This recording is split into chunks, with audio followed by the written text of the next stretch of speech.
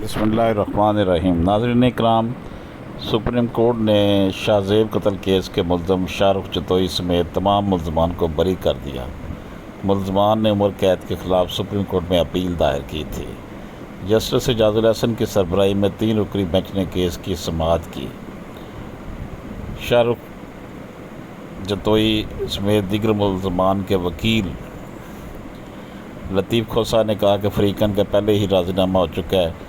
ملزمان کی دہشت پھیلانے کا کوئی ارادہ نہیں تھا۔ قتل کے واقعہ کو دہشت گردی کا رنگ دیا گیا۔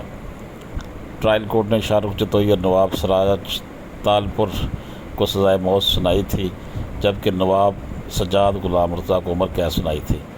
سندھ ہائی کورٹ نے ٹرائل کورٹ کا فیصلہ تبدیل کرتے ہوئے ATA کے 3 تحت چاروں ملزمان کو عمر قید سنائی تھی۔ ملزمان نے عمر قید کے خلاف سپریم کورٹ میں اپیلیں دائر کی تھی۔ ناظرین اکرام،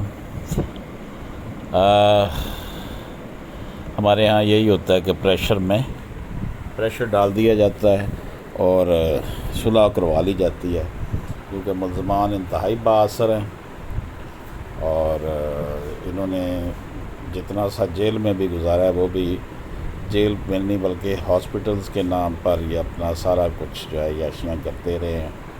اور یہ واقعہ سوشل میڈیا پر بہت زیادہ چلا تھا اور امید یہی تھی کہ ریاست اس میں اپنا رول ادا کرے گی۔ اور اب آج جو بیان اٹارنی جنرل فار پاکستان کی طرف سے آیا ہے، انہوں نے کہا کہ جناب ہم اس کی جو ہے نا نظر ثانی اپیل کریں گے سپریم کورٹ میں اس فیصلے کے خلاف۔ تو یہ دیکھ لیں،